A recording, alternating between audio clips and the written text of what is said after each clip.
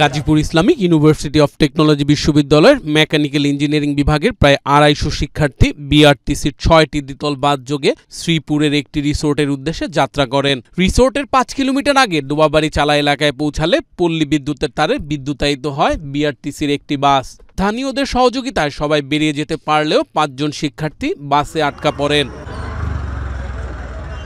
তাদেরকে গুরুতর আহত অবস্থায় বের করে আনেন স্থানীয়রা।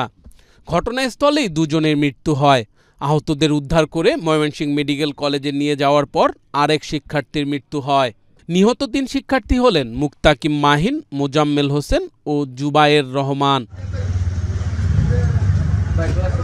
সরু সড়কে দ্বিতল বাস প্রবেশ করানো আর পল্লী বিদ্যুতের লাইন ঝুলে থাকায় এমন দুর্ঘটনা হয়েছে বলে জানান প্রত্যক্ষদর্শীরা।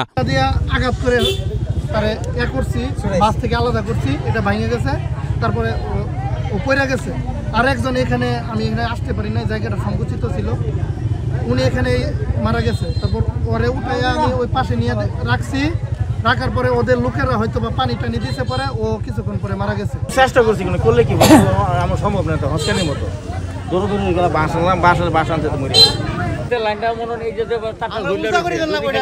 মাছ একটা খুঁড়ি দেয় তাইলে কিন্তু এই দুর্ঘটনা কিছু হয় না।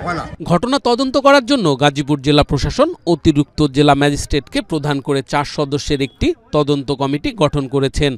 তদন্ত শেষে দায়ীদের বিরুদ্ধে আইনানুগ ব্যবস্থা নেওয়া হবে বলে জানান পুলিশ। তার সাথে বিদ্যুতায়িত হয়ে এ পর্যন্ত ৩ জন মারা যাওয়ার খবর পাইছি।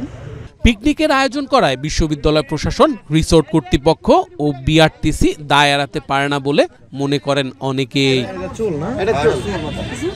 Walid Siddiqui, Asian television.